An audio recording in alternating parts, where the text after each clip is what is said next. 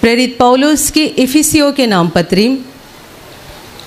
अध्याय 6 वचन 10 और 11 मैं पढ़ रही हूँ, ध्यान देकर सुनो। इसलिए प्रभु में और उसकी शक्ति के प्रभाव में बलवंत बनो, परमेश्वर के सारे हथियार बांध लो कि तुम शैतान की युक्तियों के सामने खड़े रह सको। Hallelujah, hallelujah, hallelujah, hallelujah, hallelujah. मेरे प्यारे भाइयों और बहनों, संत पौलुस बड़ी महत्वपूर्ण सलाह हमें दे रहा है। इसलिए प्रभु में और उसकी शक्ति के प्रभाव में बलवंत बनो। सामर्थ्यशाली बनने की आज्ञा है, बलवंत बनो प्रभु में और उसके प्रभावशाली सामर्थ्य में बलवंत बनते जाओ। आगे लिखा है, ताकि हम शैतान की युक्तियों के सामने खड़े रह सके। क्यों हमें बलवंत बनना है, इसकी वजह आगे दी है। परमेश्वर के सारे हथियार बांध लो। हमें परमेश्वर के हथियार बांधना है, अर्थात आत्मिक हथियारों को धारण करना है। वजह यह है कि कोई तो हमारा ऐसा दुश्मन है जो दिन रात हमारे खिलाफ अलग अलग युक्तियां बनाते रहता है। हमें उसका सामना करना है, खड़े रहना है, गिरना नहीं है।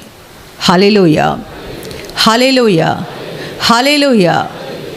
जो हमारा दुश्मन है, बैरी है, जो दिन रात हमारे खिलाफ कुछ न कुछ युक्तियां बनाते रहता है, हमारे खिलाफ कुछ न कुछ योजनाएं बनाते रहता है और हमें गिराने के लिए दिन रात कोशिश करता है, वो परमेश्वर का भी विरोधी है, शैतान, जो दिन रात हमारे पीछे पड़ा रहता है।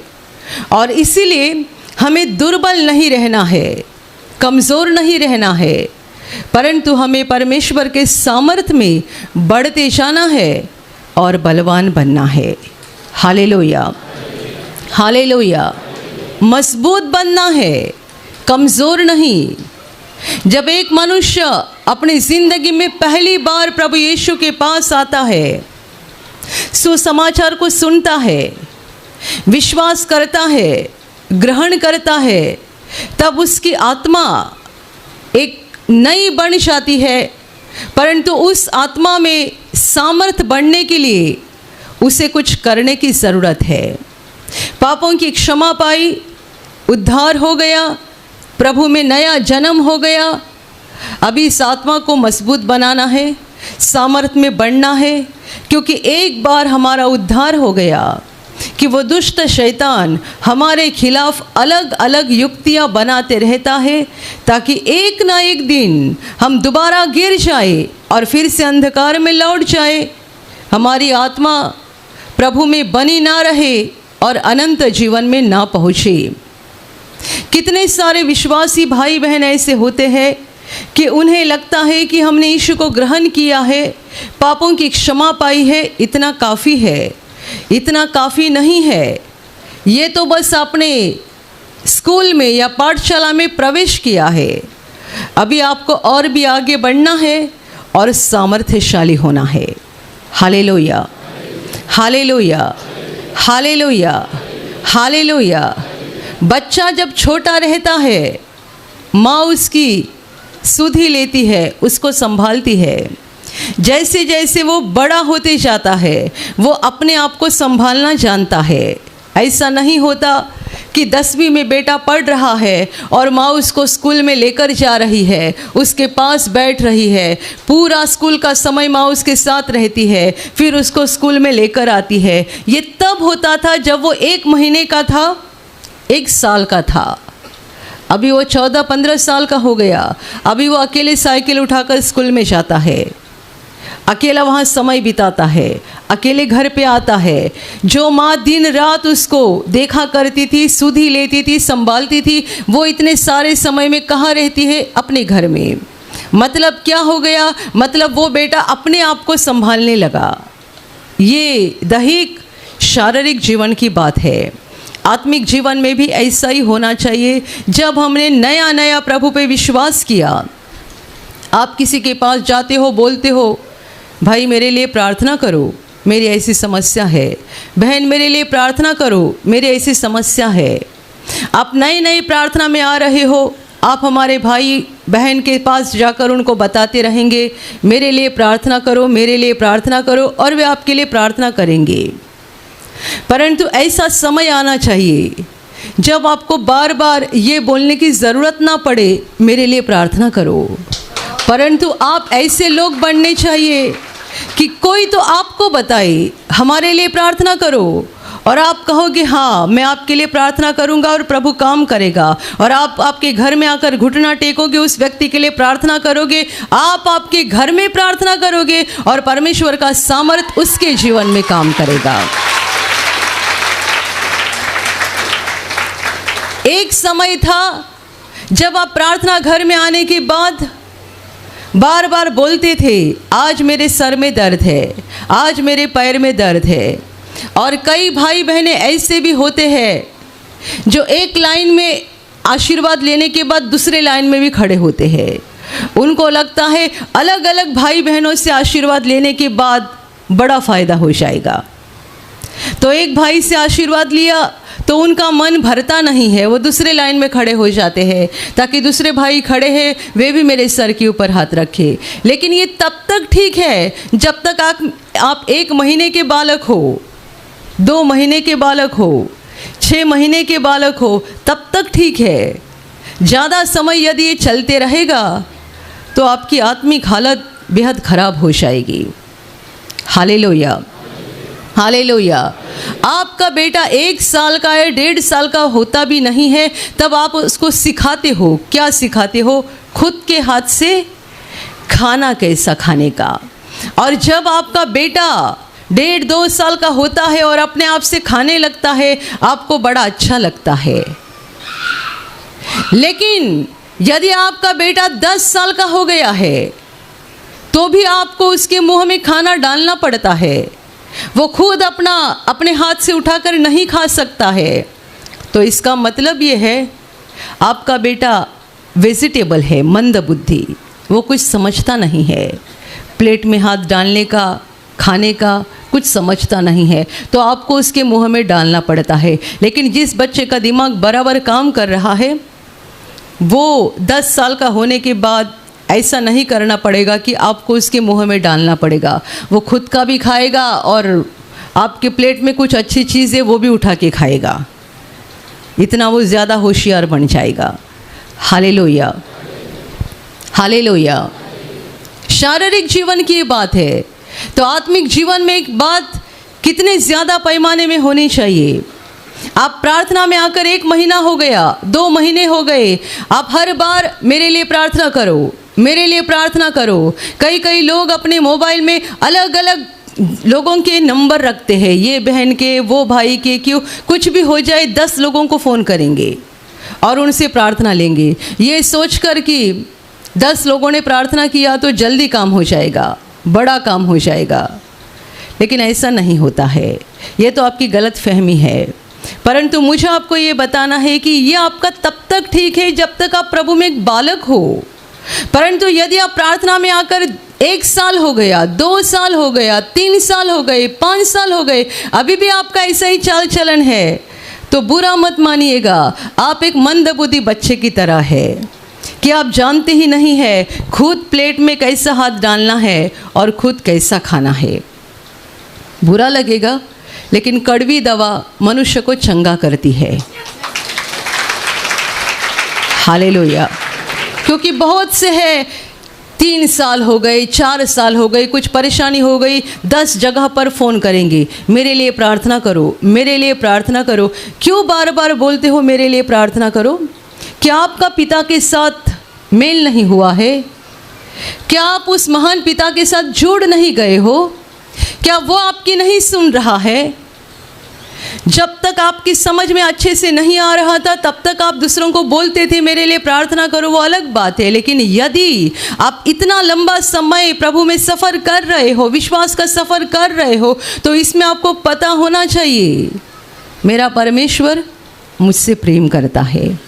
ये केवल गाने की बात नहीं, आप गाना गाते हो बड़ा नाचते नाचते, मेरा प्रभु मुझसे प्रेम करता, मेरा दिल उससे भर जाता, पेट में दुखने लगा तो किसी को फ़ोन लगाते मेरे लिए प्रार्थना करो। लेकिन गाना का क्या गाया, मेरा प्रभु मुझसे प्रेम करता। तो प्रभु तुमसे व्यक्तिगत प्रेम करता है। तो जब घुटने में दर्द होता है, पेट में दर्द होता है, सर में दर्द होता है, प्रभु के सामने आ जाओ, खुद मांगो। प्रभु के साथ आपका रिश्ता आपने बनाया है कि नहीं बनाया है? यदि नहीं बनाया है तो बार बार आपको वेंटिलेटर की ज़रूरत पड़ेगी। लेकिन प्रभु के साथ रिश्ता बनाया है तो वेंटिलेटर की ज़रूरत नहीं है, खुद सांस लेना शुरू करोगे, क्योंकि वो हमारा बाप है। हम बोलते हैं वो सुनता है, हम बोलते हैं वो जवाब देता है। प्रभु में और उसके शक्ति के प्रभाव में बलवंत बनते जाओ, सामर्थ्यशाली बनते जाओ, मजबूत बनते जाओ, कमज़ोर मत रहो, दुर्बल मत रहो, बार बार दूसरों के ऊपर निर्भर मत रहो। मेरे कहने का मतलब ये नहीं है कि आपको यदि प्रभु में 5 साल हो गए हैं या 10 साल हो गए हैं तो आप हमें मत बताओ कि मेरे लिए प्रार्थना करो। मुझे ये नहीं कहना है।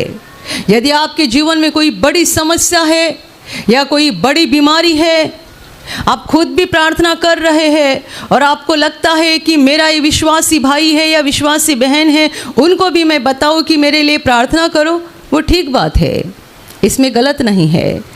लेकिन कोई ऐसे होते जो बार बार रोते रहते, मेरे लिए प्रार्थना करो, मेरे लिए प्रार्थना करो, मेरा ये दुख रहा है, वो दुख रहा है, मेरी ये समस्या है, वो समस्या है। ऐसा बार बार बच्चे जैसा रोना बंद करो। परमेश्वर हमारा बाप है और हमें उसके सामने आना चाहिए, उससे बात करनी चाहिए, घुटना टेकना चाहिए, प्रार्थना करनी चाहिए, उसकी स्तुति करनी चाहिए, महिमा करनी चाहिए। हमें सीधा परमेश्वर के साथ रिश्ता बनाना चाहिए और हमें आत्मा में मजबूत बनते जाना है, दुर्बल नहीं रहना है।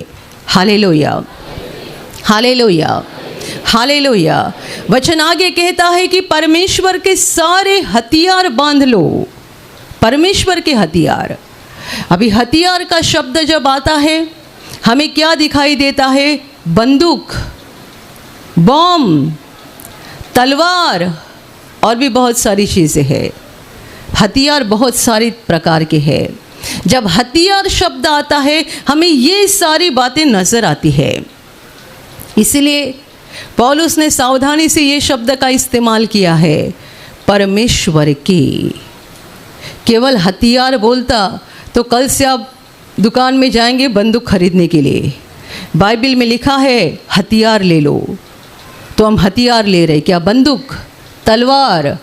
पौलुस ने सावधानी से लिखा हुआ है परमेश्वर के सारे हथियार को बांध लो, ताकि तुम शैतान की युक्तियों के सामने खड़े रह सको। अभी परमेश्वर के हथियार क्या है, इसके लिए आपको घर जाकर आगे का पढ़ना पड़ेगा। वचन 14 से लेकर 17 में परमेश्वर के हथियार लिखे हुए हैं। इसी अध्याय में हमने जो वचन पढ़ा 11वां वचन है, लेकिन आगे जाकर 14, 15, 16, 17 4 वचन परमेश्वर के हथियार के बारे में बताते हैं। कौन से हथियार है? इस वचन में पौलुस बता रहा है क्यों पहनना है, क्यों लेना है परमेश्वर के हथियार को। क्योंकि वो विरोधी दिन रात हमारे खिलाफ योजना बनाता है। हमें उससे बचना भी है और उसे भगाना भी है, दोनों बातें करनी है। हमें अपने आप को बचाना है और उस दुष्ट को हमारे जीवन से, हमारे घर से, परिवार से भगाना भी है। और इसलिए परमेश्वर के हथियार लेना ज़रूरी है। अध्याय 14 वचन 14 से लेकर 17 में लिखा गया है हमें सत्य से अपनी कमर को कसना है। सत्य से 14 से लेकर 17 तक जो हथियार बताए हैं उन्हें पढ़ने के बाद आप जानोगे कि एक सैनिक, नौजवान को जैसा अपना कपड़ा करना पड़ता है, लड़ाई के लिए। बिल्कुल वैसे ही पौलुस ने सारी बातें लिखी हुई है। एक नौजवान जैसे अपने शरीर को सुरक्षित रखने के लिए जो लड़ाई के लिए जा रहा है, उसे अपने शरीर को संभालने के लिए क्या क्या पहनना पड़ता है, उस हिसाब से आत्मिक रीति से हमें आत्मा में कौन से हथियार पहनना है, ये पौलुस ने वहाँ पर बताया है। सत्य से कमर कसना है और धार्मिकता की झिलम पहनना है। सत्य से कमर कसना है। ध्यान में रखो, यीशु ने कहा था, मार्ग, सत्य और जीवन मैं ही हूँ। यदि आपने यीशु पर विश्वास किया है, आपने सच्चाई पर विश्वास किया है। यदि आपने यीशु पर विश्वास किया है, आपने सत्य पर विश्वास किया है। यदि आपने यीशु को ग्रहण किया है, तो आपने सत्य को ग्रहण किया है। और इस बात पर आपको दृढ़ता से खड़ा रहना चाहिए, क्योंकि मत भूलो, शैतान का सारा राज्य झूठ पर खड़ा है। वो झूठ पर झूठ बोलते जाता है, झूठ पर झूठ बोलते जाता है, और उन बातों को सुनने के बाद कितने सारे निराश हो जाते हैं। वो झूठ बोलता है। आप यहाँ प्रार्थना में आते हो, यीशु पर विश्वास करते हो, आप विश्वास का सफ़र अंत तक करना चाहते हो, लेकिन आपको ये भी पता है कि दुनिया में कितनी असत्य और झूठी बातें शैतान फैला रहा है। लोग यहाँ प्रार्थना में आते हैं, बाहर लोग कहते हैं इनको पैसा देकर मसीही बनाया जा रहा है। क्या ये सत्य है? आप यहाँ प्रार्थना में आते हो, आप मुझे बताओ, क्या ये सत्य है? आपको पैसा दिया जाता है मसीही बनने के लिए? एक बहन ने यहाँ पर गवाही दी थी, मुझे लगता है उत्तर प्रदेश से आई थी। यूट्यूब पर प्रार्थना देखती थी, पति बोलता था इसके लिए, लेकिन उसे लगता था ये गवाही देने वाले लोग सब झूठ बोलते हैं, इनको पैसा दिया गया है। लेकिन जब खुद चंगी हो गई तब गवाही देने के लिए आ गई। अभी समझ में आ गया ये झूठ नहीं है, ये सत्य है। Hallelujah, hallelujah. शैतान हमारे जीवन में बहुत सारी झूठी बातें लाता है। हमारे आसपास कितनी सारी झूठी बातें चलती रहती है। शैतान का राज्य ही असत्य पर खड़ा है। असत्य। दुनिया बोल रही है परमेश्वर नहीं है। दुनिया बोल रही है परमेश्वर का सामर्थ्य दुनिया में काम नहीं करता है, चमत्कार नहीं होते हैं, अद्भुत काम नहीं होते हैं। आप में से बहुत सारे लोगों ने अनुभव किया है कि परमेश्वर का सामर्थ्य कैसा काम करता है और कैसे अद्भुत काम हमारे जीवन में होते हैं। Hallelujah, hallelujah. कितनी गवाहियाँ आप हर सप्ताह सुनते हैं। हर सप्ताह आप कितनी गवाही सुनते हैं। हमने फिलहाल यूट्यूब पर एक गवाही डाली है, एक छोटी बच्ची की, आपने देखी होगी, जो आपको भी हमने यहाँ पर दिखाई थी। अभी 4 महीने की है वो। 2 महीने तक, जन्म से लेकर 2 महीने तक लगातार उल्टियाँ कर रही थी। शरीर सूख गया था, बचने की कोई उम्मीद नहीं थी, एक कंगाल की तरह दिखाई देती थी। उसको प्रार्थना में लाया गया, निवासी शिविर में लाया गया। हम उसको शिविर में रखने के लिए भी तैयार नहीं थे, क्योंकि ऐसी दिख रही थी कि कभी भी ख़त्म हो सकती है। एक कंकाल दिख रहा था बस। और प्रभु ने कितना बड़ा अनुग्रह किया और उसको एक सुंदर शरीर देकर आशीषित किया।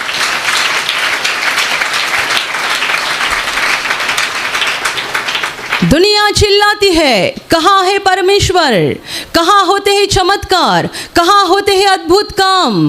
प्रार्थना करने से बीमारी थोड़ी ही जाती है, प्रार्थना करने से चंगाई थोड़ी होती है, प्रार्थना करने से संकट या मुसीबत थोड़ी निकल जाती है। कितने लोग हैं, सैकड़ों नहीं हजारों गवाही दिए हैं।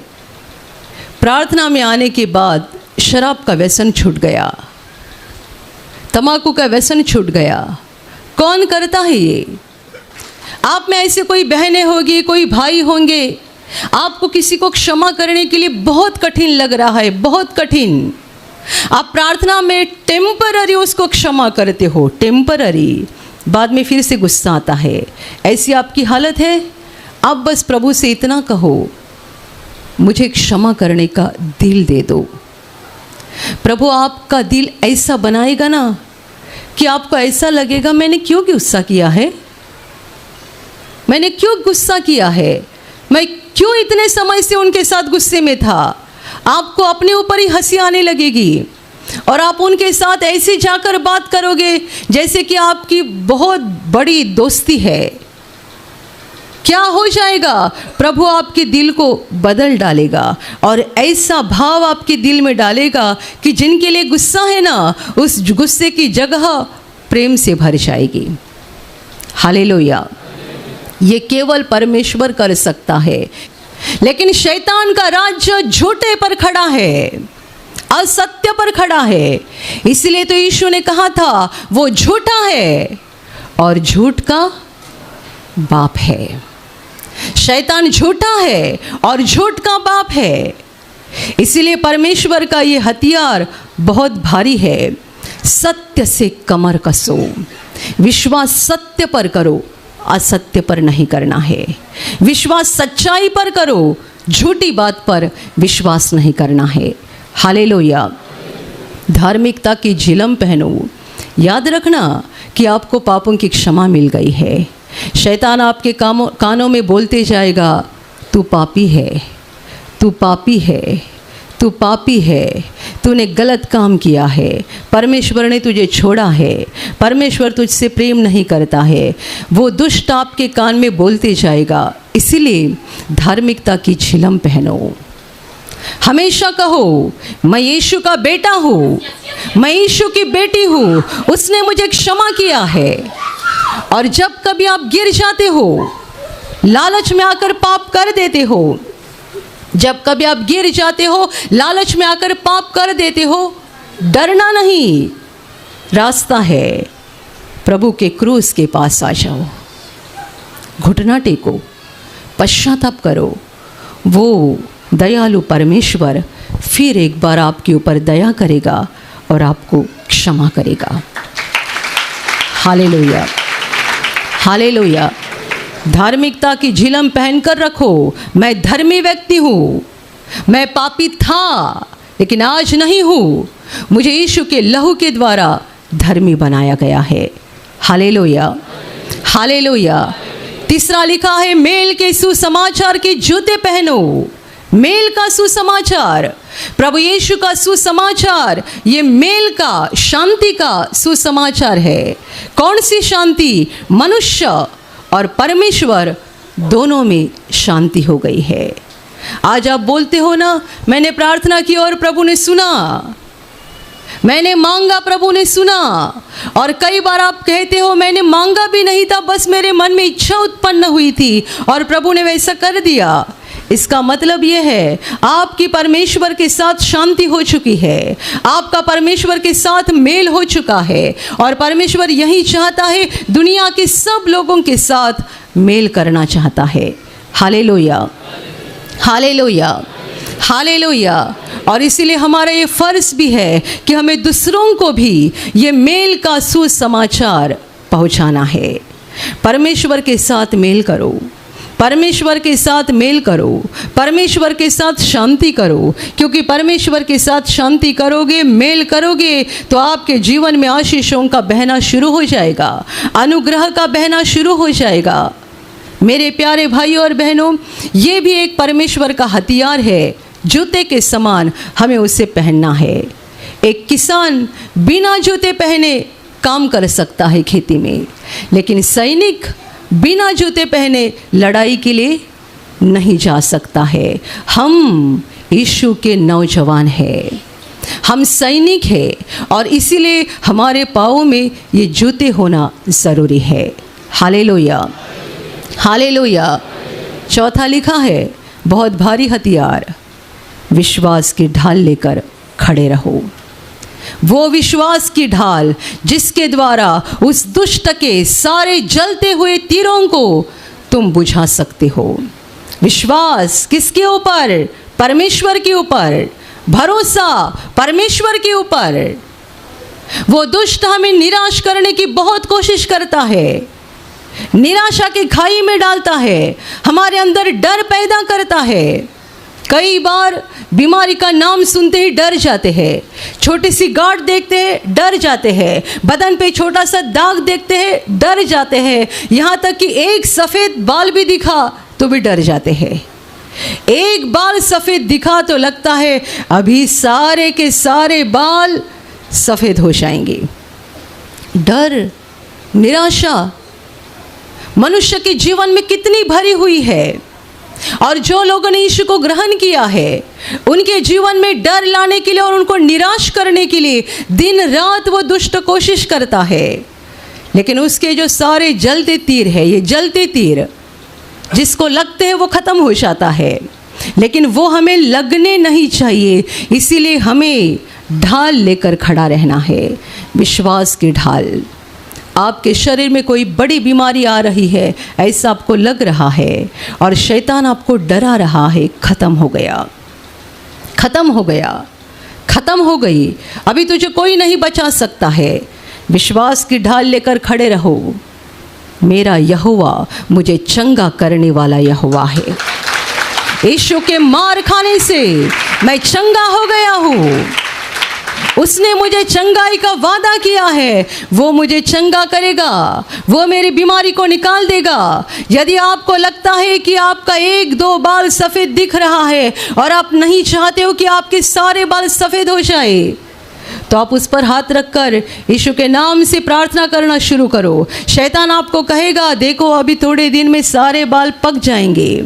आप कहो नहीं, मेरा प्रभु मुझसे प्रेम करता है, वो मेरी प्रार्थना को सुनेगा। हर वक्त विश्वास की ढाल को इस्तेमाल करो और विश्वास की ढाल ऐसी मजबूत बनाओ, ऐसी मजबूत जैसे कि भाई पीजी वर्गीस कहते हैं, शैतान को जवाब दो, मेरा प्रभु मुझे चंगा करेगा। दूसरी बार बोलो, मेरा प्रभु मुझे चंगा करेगा। और तीसरी बार बोलो, मेरा प्रभु मुझे चंगा करेगा, लेकिन यदि उसने चंगा नहीं किया तो भी मैं उसी को चिपक के रहूँगा, तुम्हारे पास कभी नहीं आऊँगा। वो चंगा करेगा, चंगा करेगा, और यदि उसने चंगा नहीं किया तो भी मैं उसी को चिपका रहूँगा, उसी को पकड़ा रहूँगा, तुम्हारे पास कभी नहीं आऊँगा, क्योंकि अनंत जीवन का वादा उसी के पास है।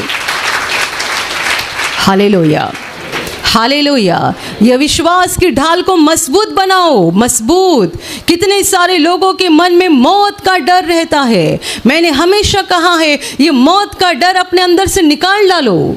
इसीलिए तो अनंत जीवन के ऊपर अपना ध्यान लगाओ और अनंत जीवन के बारे में सोचते रहो, तब मौत का डर निकल जाएगा। हम आज मर जाए या कल मर जाए, हमें डर नहीं है। प्रभु ने वादा किया है, जो मुझ पर विश्वास करेगा वो मर भी जाएगा तो भी सदा जीवित रहेगा। हालेलुया। ये विश्वास की ढाल लेकर खड़े हो जाओ, ताकि कितने भी शैतान के जलते तीर आ जाएंगे वो आपको सीधे लगेंगे नहीं, वहीं के वहीं बुझ जाएंगे। हालेलुया। 5वां लिखा है, उद्धार का टोप। हमारे सर के ऊपर टोप होना चाहिए, जैसे एक सैनिक के ऊपर रहता है सर के ऊपर उद्धार का टोप। ये उद्धार पाया हुआ व्यक्ति है। आपको पूरा ही पूरा भरोसा होना चाहिए, मेरा उद्धार हुआ है, मुझे पाप क्षमा मिली है, मैं अनंत जीवन में जाने वाला हूँ। आपको पता है, जिनका उद्धार हुआ है उनके सर के ऊपर लिखा गया है कि उनका उद्धार हो गया है। उसे आप नहीं पढ़ सकते हो, लेकिन दुष्ट शैतान पढ़ता है, क्योंकि ये शब्द आत्मिक रीति से लिखे हुए हैं और वो हमारा दुश्मन आत्मिक है, वो उसे पढ़ता है। और इसीलिए तो वो हमारे पीछे पड़ा रहता है कि इसका उद्धार मुझे छीनना है और उसे नरक में लेकर जाना है। उद्धार का टोप पहन कर रखो। ध्यान में रखना, मेरा प्रभु मेरे लिए क्रूस पर मरा है, उसने मुझे बचाने के लिए अपना लहू बहाया है, मुझे खरीदा गया है। मैं शैतान का गुलाम था, मुझे खरीदा गया है, उसके हाथ से मुझे बाहर निकाला गया है, मेरा उद्धार हो गया है। मैं नरक में नहीं जाऊंगा, मैं अनंत जीवन में जाऊंगा। आपको पता है, प्रभु यीशु ने नरक की बात बहुत कम कही है, स्वर्ग की बात बहुत ज़्यादा कही है। और दुनिया को छोड़ते वक्त जो उसने कहा था, उसके अंतिम वचन, उसमें उसने कहा था स्वर्ग और पृथ्वी पर सारा अधिकार मुझे दिया गया है। उसमें उसने नरक शब्द का इस्तेमाल नहीं किया है। स्वर्ग और पृथ्वी पर सारा अधिकार मुझे दिया गया है, इसका मतलब उसे ये कहना था डरो मत, तुम्हें कुछ समय तक धरती पर रहना है, धरती पर सारा अधिकार मेरा है। और धरती का जीवन खत्म होने के बाद तुम्हें स्वर्ग में आना है, वहाँ भी पूरा ही पूरा मेरा अधिकार है। नरक की बात नहीं है, क्योंकि प्रभु के लोगों के लिए नरक नहीं है। जिनका उद्धार हो गया है उनके लिए नरक नहीं है। कई सारे लोगों को नरक का सिनेमा देखना बड़ा अच्छा लगता है। क्या आप भी ऐसा करते हो? नरक की बातें सुनना, नरक की किताबें पढ़ना, नरक के वीडियोस देखना, ये मूर्खता छोड़ दो, आपका उद्धार हो गया है। जिस गांव में हमें जाना नहीं है उसका पता क्यों पूछे?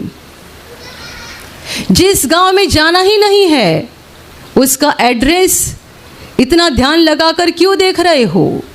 नरक के बारे में जो भी वीडियो है या जो भी किताबें हैं उसे पढ़ो मत।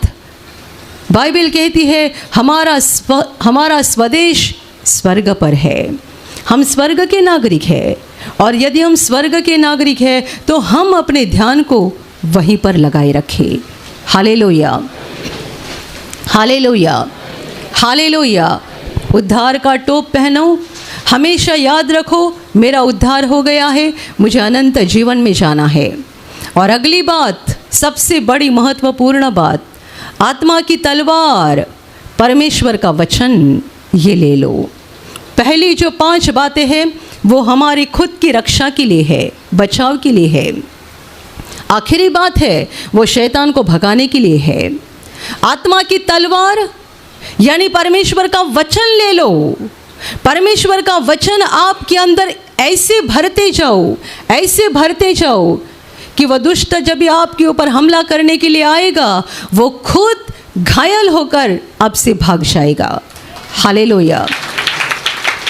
तलवार शत्रु के ऊपर हमला करने के लिए होती है, तलवार दुश्मन को मारने के लिए होती है, ढाल अपनी बचाव के लिए होती है, टोप अपने बचाव के लिए होता है, लेकिन तलवार शत्रु को मारने के लिए होती है। ये जो अंतिम हथियार है ये दुश्मन को मारने के लिए, भगाने के लिए है। मेरे प्यारे भाइयों और बहनों, आपको बाइबल पढ़ना बहुत ज़रूरी है। वचन को सुनना, वचन को पढ़ना बहुत ज़रूरी है। इसके अलावा आप आत्मा में अच्छी तरह से बलवान नहीं बन जाओगे। बहुत बाइबल पढ़ो। मैंने हमेशा कहा है कि हमने आपको 3 वचन सिखाए हैं, ये इसीलिए कि हमेशा आपको याद रहे। लेकिन इतने पर आपको रुकना नहीं है, आपको खुद बाइबल खोलना है, पढ़ते जाना है, पढ़ते जाना है, पढ़ते जाना है, परमेश्वर के वचनों को ग्रहण करते जाना है। आत्मा की तलवार आपके पास हमेशा होनी चाहिए, ताकि जब जब दुश्मन आपके ऊपर हमला करेगा, जब जब आप तलवार को उठाओगे और दुश्मन आपसे भाग जाएगा। Hallelujah, hallelujah, hallelujah. मेरे प्यारे भाइयों और बहनों, ये जो परमेश्वर के हथियार हैं उन्हें पहनकर रखना ज़रूरी है, और उसके लिए हमें प्रार्थना की बहुत ज़रूरी है। बिना प्रार्थना हम आत्मा में ताकत या बल प्राप्त नहीं करेंगे और इन आत्मिक हथियारों को, परमेश्वर के हथियारों को धारण नहीं कर पाएंगे। और इसलिए प्रार्थना करते रहो, परमेश्वर के वचनों को पढ़ते रहो, और परमेश्वर के जो आत्मिक हथियार इन अध्याय में बताए गए हैं उन्हें हमेशा पहन कर रखो। क्योंकि याद रखो, शैतान हमारा दुश्मन है, विरोधी है, जो दिन रात हमारे खिलाफ योजनाएं बनाता है। हमें सोते नहीं रहना है, आत्मा में जागते रहना है, अपना बचाव करना है और तलवार को लेकर दुश्मन को भगाना है। Hallelujah, hallelujah, hallelujah, hallelujah. बहन आपका नाम बताइए। गीता। क्या हो गया था आपको? को अस्थमा का अटैक आया था 2 साल पहले। अभी 2-3 महीने हो गए मेरे को वो प्रॉब्लम नहीं हो रहा। नहीं तो पंप 4-5 पंप घर पे भी रखता था, बैग में साथ में लेके घूमता था मैं। वो चलने में 10 सीढ़ी भी नहीं चढ़ता था, मेरे को दम बहुत लगता था। अभी कितना भी सीढ़ी चढ़ो नहीं दम लगता। अभी 2-3 महीने मेरे को उससे ऐसे तकलीफ हो रहा था, उसमें अभी तकलीफ नहीं होता है। इसलिए मैं पंप भी छोड़ के आया, 2-3 बार आए तो मैं पंप लेके नहीं घूमते। अभी घर पे भी बोला बच्चे लोग पंप फेंक दे, अभी ज़रूरत नहीं है, साथ दे मेरा। आप बता रहे कि 2 साल से अस्थमा की समस्या थी, उसकी वजह से आप थोड़ा भी चलते थे तो आपको दम लगता था। 10 सीढ़ी भी नहीं चढ़ सकती थी मैं, चलने में तकलीफ होता। धूल से भी एलर्जी होके वो दम पंप लेके घूमती थी बैग में। बच्चा लोग भी बोलता था काम पे जाने टाइम मम्मी पंप लेके जाओ साथ में।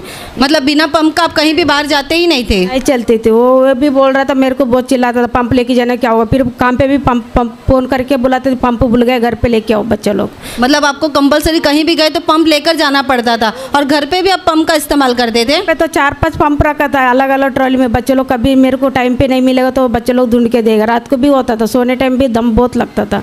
मतलब घर पे भी आप रहते थे तो भी आप पंप इस्तेमाल करते थे? आपको घर में रहने के बावजूद भी दम लगता था? बहुत दम, नींद में भी आता था वो। कभी कभी बीच में नींद में भी उठ के बैठ जाते थे। 1-1 घंटा मेरे को तकलीफ होता था। 1-1 घंटा ऐसा सांस लेने में तकलीफ होती थी? लोग हवा मारते भी मेरे को तकलीफ बहुत होता। पंखा भी नहीं हवा लगता, कूलर भी लगाता था, नहीं होता था मेरे को, बहुत सेन नहीं होता था। वो बोला अभी लेके चल, अभी लेके चल। दवाखाना बोल रहा है ये रात को किधर होगा, पंप ऊपर मारती थी मैं, नहीं होता था मेरे को तभी से। अभी 2-3 महीने हो गए मैं आ रहे, कभी महीने के 1 बार तो आती थी। अभी 2-3 हफ्ते हो गए मैं पंप लाते ही नहीं वो बैग में।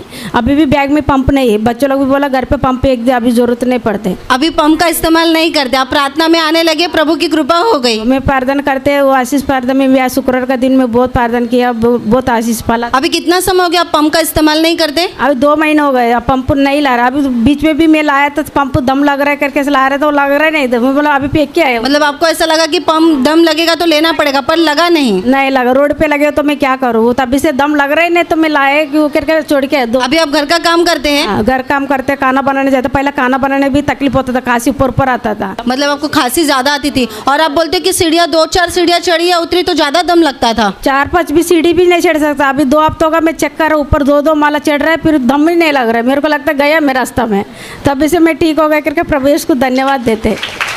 अभी आप थोड़ा सा चल के दिखाइए, आ जाइए ऊपर आ जाइए। दम नहीं लगा, थोड़ा भागकर यहाँ से दौड़कर दिखाइए। आइए यहाँ पर आ जाइए। इतना तेजी से आप दौड़कर सीढ़ियाँ उतरे चढ़े, जरा भी आपको तकलीफ नहीं हुई? नहीं होता, अभी दम ही नहीं है, ऐसा लग रहा है, ऐसा लगता है मैं सादा है। अभी आप सादा नॉर्मल लग रहा है आपको? प्रभु ऐसा ऐसा लगता है मेरा नया सामान डाल दिया, सब नया अंदर आ गया है। नहीं अभी आई नहीं दम। और बहन अभी आप घर का सारा काम करते, पंप का इस्तेमाल बिल्कुल नहीं करते, प्रभु ने आपको चंगा किया है। चंगा कर दिया। भाई आपने अपनी पत्नी की समस्या देखी थी, उनको इतनी तकलीफ होती थी? मैं खुद बाइक पे लेके गया था उनको। आप बाइक पर लेकर जाते थे उनको मोटरसाइकिल पर? हाँ, वो जैसे वो डॉक्टर के इधर गेट पे गया ना, वो फटक से नीचे गिर गई। मतलब उनको इतनी तकलीफ होती थी, और वो बता रहे कि 2 साल से वो पंप का इस्तेमाल करते थे। 2 साल से उनको बहुत प्रॉब्लम था अस्थमा का। उसको अस्थमा का अटैक आया ना, मैं लेके बाइक पे भागा। रिक्शा भी उस टाइम में नहीं मिल रहा था हम लोगों को, रात का टाइम था, कोई भी नहीं था रिक्शा वाला। तो मैंने बोला रुक 2 मिनट, अपन पहुँचते, डॉक्टर के पास जाते, तो थोड़ा संभालना तो। हाँ बोलिए, और एकदम स्पीड में लेके गया मैं, और गेट पे गिर गई। मैं मतलब उस समय भी उनको कंट्रोल नहीं हुआ, वो गेट पे ही उसकी गेट पे बाइक से गिर गए वो। मैं डर गया एकदम, मेरे को कुछ समझ में नहीं आ रहा था। सब ने बचा, सब को मैं कोटि धन्यवाद देता हूँ। प्रभु ने आपकी पत्नी को नया जीवन दिया है। जीवन दिया। अभी वो घर का सारा काम करती है, काम करते हैं। अभी वो पानी का भी काम करती है, और वो पंप का इस्तेमाल नहीं करती। कुछ नहीं पर प्रभु ने इस बहन को नया जीवन दिया है। आप लोग तालियां बजाकर प्रभु यीशु को धन्यवाद दीजिए।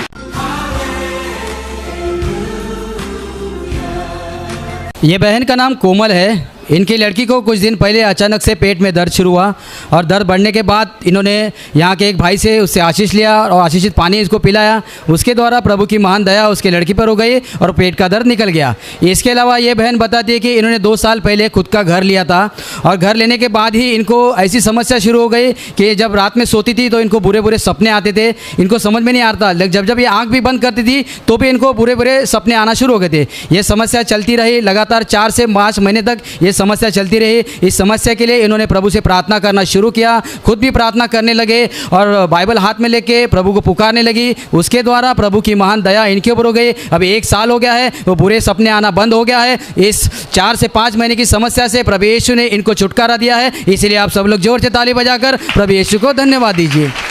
बहन जी, आप बताइए, मतलब 4 से 5 मतलब क्या क्या समस्या, मतलब क्या आपको सपने में दिखता था? हाथ कटेला, सर कटेला, ऐसे ऐसे दिखते थे। मुझे आंख बंद करती थी तो भी फिर नींद नहीं आती थी। रात को उठ के लाइट चालू करती थी, बहुत डर जाती थी, फिर लाइट चालू करके बैठती थी। ऐसा तुरंत सोती नहीं थी तो भी आंख बंद करती थी तो भी मुझे दिखाई देता था। बहुत डरती थी मैं। बोली मुझे फिर बाइबल लेके पढ़ने भी नहीं आता था मुझे, तो बाइबल लेके प्रार्थना करी।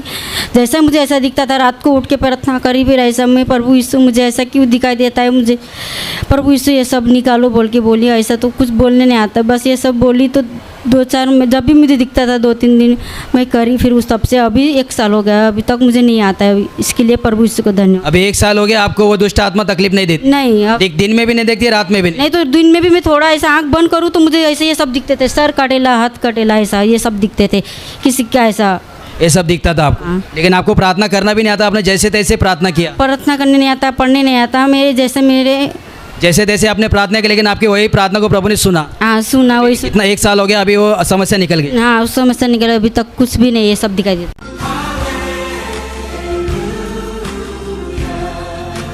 और अभी प्रार्थना करने का समय है।